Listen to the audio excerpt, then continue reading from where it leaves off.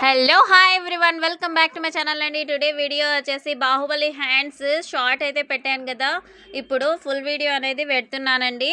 చాలా ఈజీ మెథడ్లో ఇన్విజిబుల్ లాగా స్టిచ్చింగ్ చేయడం ఎలా అనేది ఈ వీడియోలో అయితే పూర్తి వివరంగా అయితే చూపిస్తానండి. స్కిప్ చేయకుండా చూస్తేనే మీకు వీడియో మొత్తం అర్థమవుతుంది.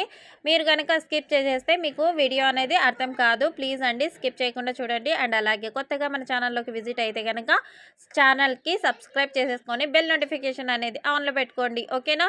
ఇప్పుడు నేను కింద బార్డర్ ఉంది కదా, ఆ బార్డర్ని అయితే తీసుకుంటున్నానండి. ఇది 1/2 ఇంచ్ మార్జిన్ పెట్టేసి స్టిచ్చింగ్ అయితే చేస్తున్నాను. 2 పార్ట్స్ అయితే అంటే 2 హ్యాండ్స్కి బార్డర్ అనేది తీసుకున్నాను అనమాట. 3 ఇంచెస్ రావాలన్నమాట. కుట్టిన తర్వాత 3 ఇంచెస్కి రావాలి అంటే పూర్తిగా 4 ఇంచెస్ వరకు అయితే తీసుకున్నాను.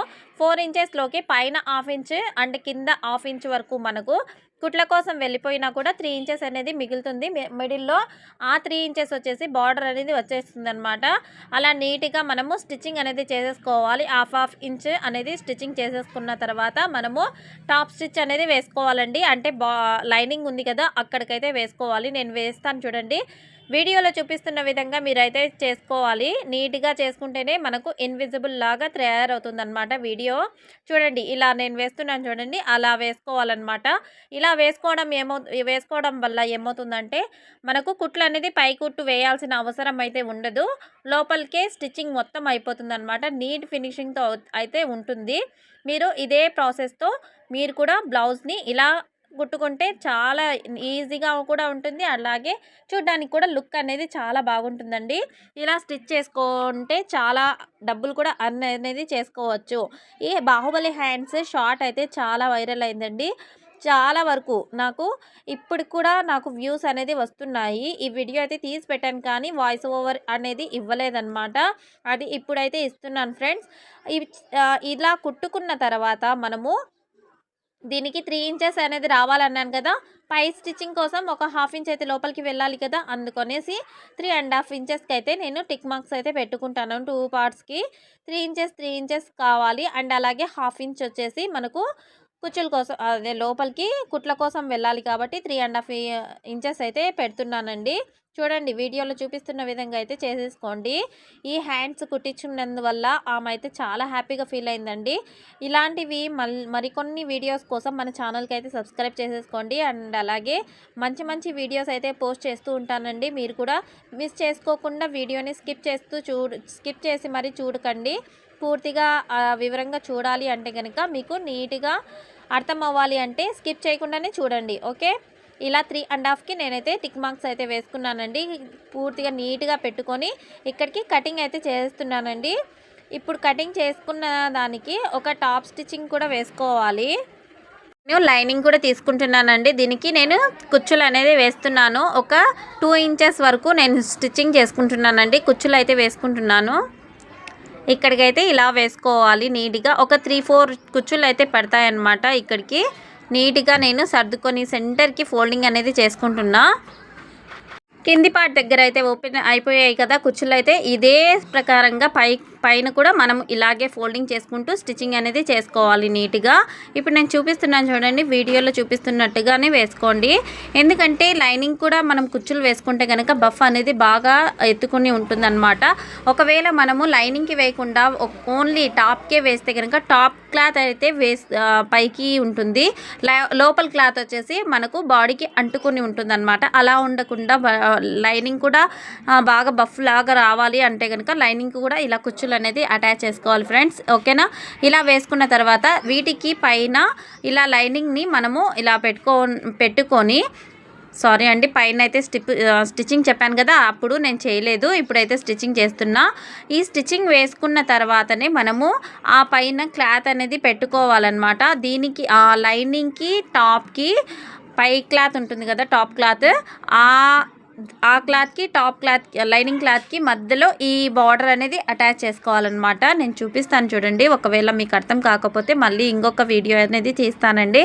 మీరు అర్థం కాలేదు అంటే కనుక నేను నీట్గా మళ్ళీ ఇంకొక వీడియో కూడా చేస్తానండి. ఎవరైనా కావాలంటే కామెంట్ అనేది చేసేయండి మీకు అర్థం కాలేదు అనేస్తే, ఓకేనా. ఇలా చేసుకున్న తర్వాత నీట్గా ఇలా స్టిచ్చింగ్ అనేది చేసుకోవాలి.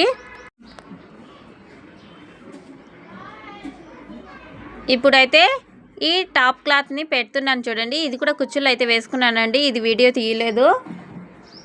దీని మీదకి ఇదైతే పెడుతున్నాను. మెయిన్ క్లాత్ మీదకి నేనైతే కింద బార్డర్ స్టిచ్ చేశాను కదా, అది వచ్చేసి ఇలా పెట్టుకున్నాను అనమాట.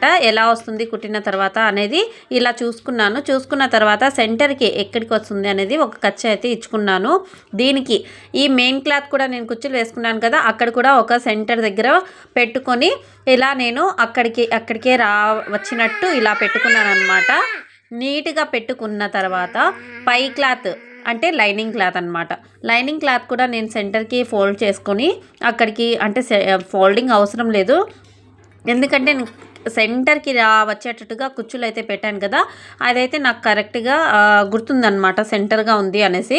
తర్వాత నేను ఇవన్నీ కలిపేసుకొని ఒక 1/2 ఇంచ్ లోపలికి వెళ్ళేటట్టుగా కుట్లు అయితే వేస్తున్నాను. నీట్గా వేసుకోవాలి.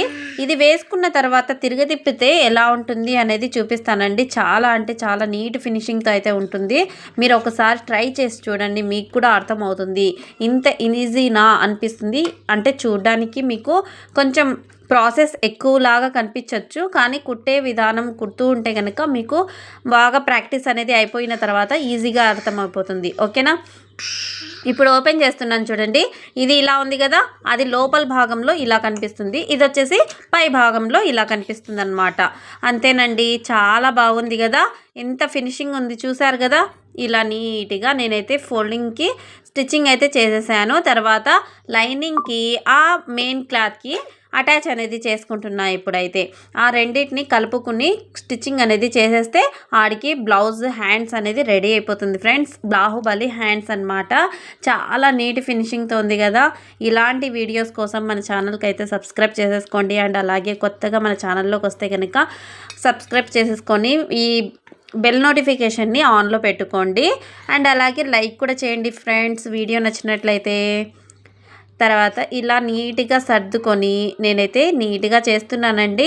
కొంచెం టైం పడుతుంది, కానీ చూసుకొని నిదానంగానే కుట్టండి, అది సెంటర్కి రావాలి కదా, అలా అనమాట. ఇది స్టిచ్ చేసిన తర్వాత నేను పూర్తిగా చూపిస్తానండి ఎలా వచ్చింది అనేది కూడా. నేను స్టిచ్చింగ్ అయితే చేయలేదు, ఒక్కటి కూడా పై భాగంలో కనిపించేటట్టుగా అస్సలు పెట్టలేదు. మీరు గమనించండి నా వీడియోని.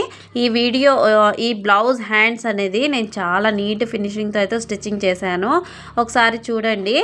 తర్వాత ఇక్కడ ఎక్స్ట్రా ఖర్చులు ఏమన్నా ఉంటే కనుక నేను అవన్నీ కటింగ్ అయితే చేసేస్తున్నానండి.